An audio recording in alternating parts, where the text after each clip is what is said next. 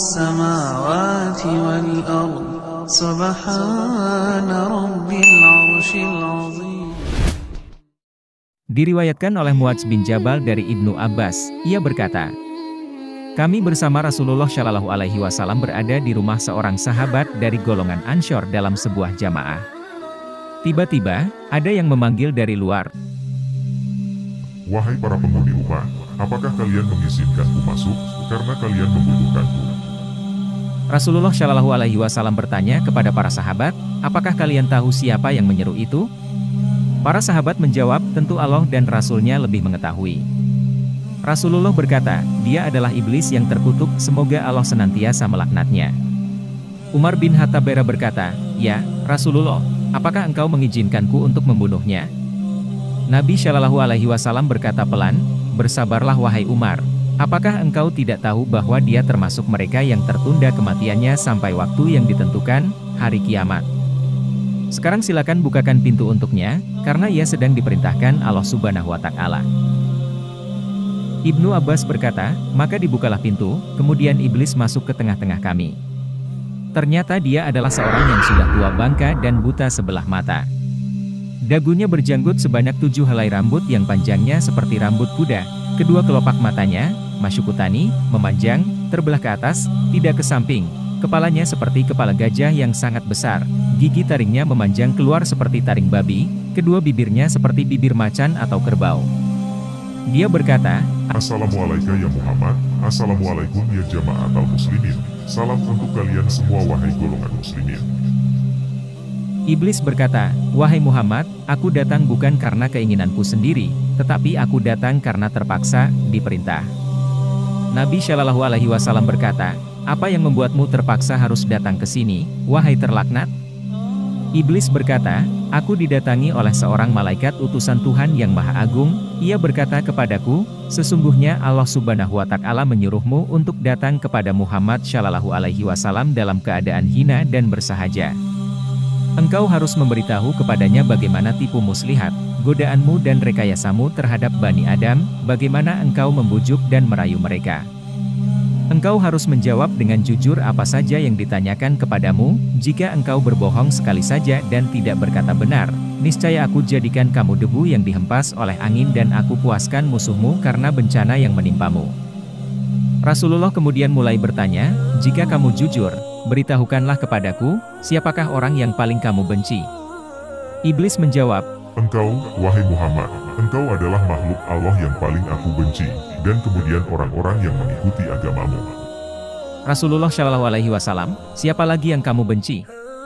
Iblis, anak muda yang takwa, yang menyerahkan jiwanya kepada Allah Subhanahu wa Ta'ala. Rasulullah, lalu siapa lagi?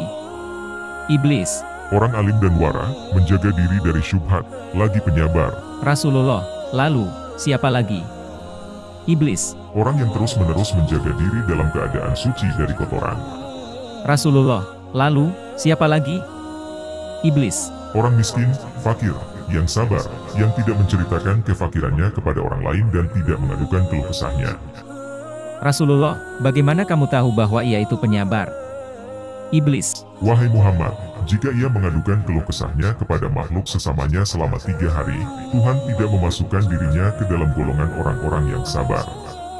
Rasulullah, lalu siapa lagi?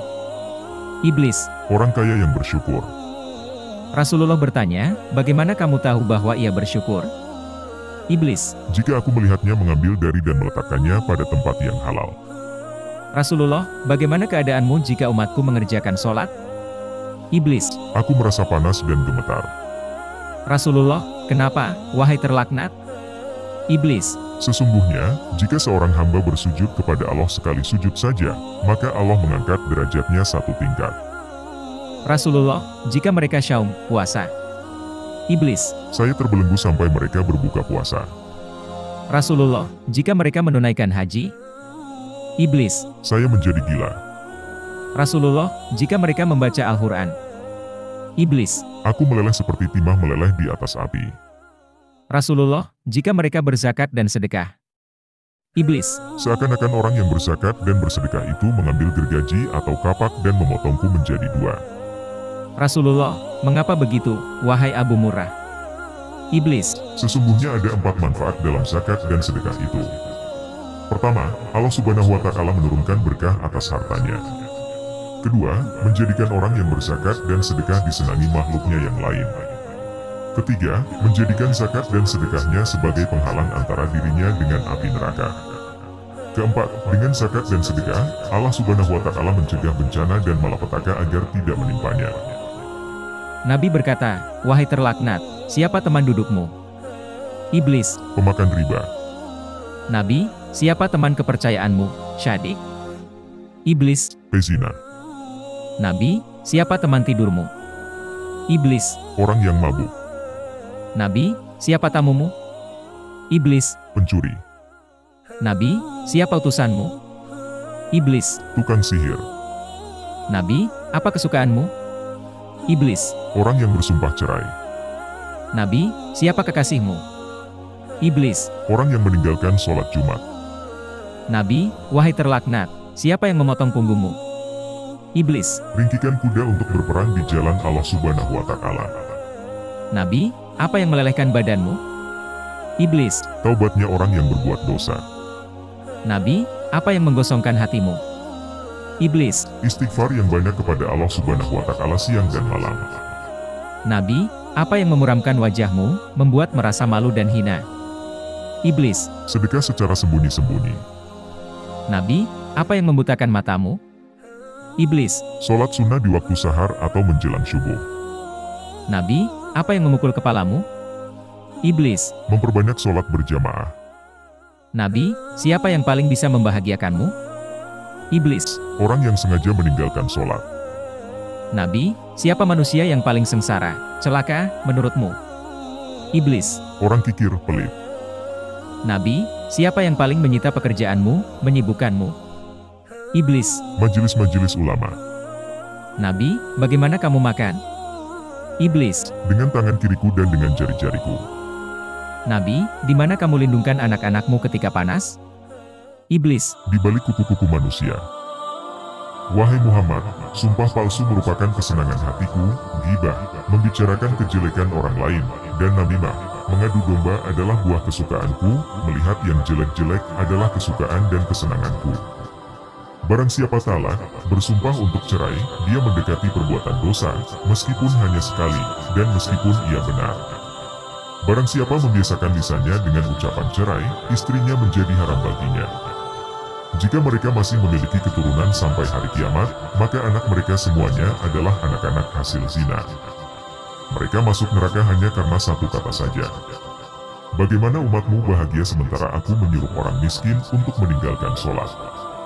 Aku katakan kepadanya, sholat tidak wajib atasmu. Sholat hanya diwajibkan atas orang-orang yang mendapatkan nikmat. Aku katakan kepada orang yang sakit, tinggalkanlah sholat, sebab ia tidak wajib atasmu. Sholat hanya wajib atas orang yang sehat. Saya memohon kepadanya agar saya punya rumah, maka rumahku adalah kamar mandi. Saya memohon agar saya punya masjid, akhirnya pasar menjadi masjidku.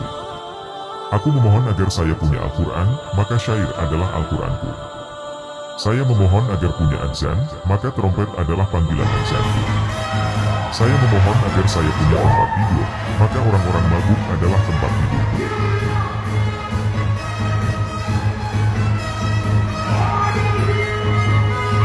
Saya memiliki anak yang saya beri nama Atama. Ia akan kencing di telinga seorang hamba ketika ia tidur meninggalkan sholat isya. Andai kata tidak karenanya tentu ia tidak akan tidur lebih dahulu sebelum menjalankan sholat. Saya juga punya anak yang saya beri nama Mutakadi. Apabila ada seorang hamba melakukan ketaatan ibadah dengan rahasia dan ingin menutupinya, maka anak saya tersebut senantiasa membatalkannya dan dipamerkan di tengah-tengah manusia sehingga semua manusia tahu. Akhirnya Allah membatalkan 99 dari 100 pahalanya sehingga yang tersisa hanya 1 pahala. Sebab, setiap ketaatan yang dilakukan secara rahasia akan diberi 100 pahala. Saya punya anak lagi yang bernama Kuhyal. Ia bertugas mengusapi celak mata semua orang yang sedang ada di majelis pengajian dan ketika khatib sedang memberikan khutbah, sehingga mereka terkantuk dan akhirnya tidur, tidak dapat mendengarkan apa yang dibicarakan para ulama. Bagi mereka yang tertidur tidak akan ditulis pahala sedikit pun untuk selamanya. Wahai Muhammad, sesungguhnya di antara umatmu ada yang mengakhirkan sholat barang 1-2 jam. Setiap kali mau sholat, aku temani dia dan aku goda dia. Kemudian aku katakan kepadanya, masih ada waktu, sementara engkau sibuk. Sehingga dia mengakhirkan syalatnya dan mengerjakannya tidak pada waktunya, maka Tuhan memukul wajahnya. Jika ia menang atasku, maka aku kirim satu syaitan yang membuatnya lupa waktu sholat. Jika ia menang atasku, aku tinggalkan dia sampai ketika mengerjakan sholat. Aku katakan kepadanya, lihatlah kiri kanan, lalu ia menengok. Saat itu aku usap wajahnya dengan tanganku dan aku cium antara kedua matanya dan aku katakan kepadanya, aku telah menyuruh apa yang tidak baik selamanya. Dan engkau sendiri tahu wahai Muhammad, siapa yang sering menoleh dalam syalatnya, Allah Subhanahu wa Ta'ala akan memukul wajahnya. Ketika sholat sendirian, aku perintahkan dia untuk tergesa-gesa. Maka ia mencucuk sholat seperti ayam mematuk biji-bijian dengan tergesa-gesa. Jika ia menang atasku, maka ketika sholat berjamaah aku cambuk dia dengan lijam, cambuk, lalu aku angkat kepalanya sebelum imam mengangkat kepalanya. Aku letakkan ia hingga mendahului imam. Kamu tahu bahwa siapa yang melakukan itu, batalah sholatnya dan Allah Subhanahu wa Ta'ala akan mengganti kepalanya dengan kepala keledai pada hari kiamat nanti. Jika ia masih menang atasku, aku perintahkan dia untuk mengacungkan jari-jarinya ketika sholat sehingga dia mensucikan aku ketika ia sholat. Jika ia masih menang, aku tiup hidungnya sampai dia menguap. Jika ia tidak menaruh tangan di mulutnya, syaitan masuk ke dalam perutnya dan dengan begitu ia bertambah rakus di dunia dan cinta dunia. Dia menjadi pendengar kami yang setia. Rasulullah berkata, wahai makhluk terlaknat, setiap apa yang engkau ucapkan semua kepadaku memang telah dijelaskan oleh ayat-ayat dari kitabullah. Dan apa yang telah engkau sampaikan adalah pengingat yang nyata bagi umatku.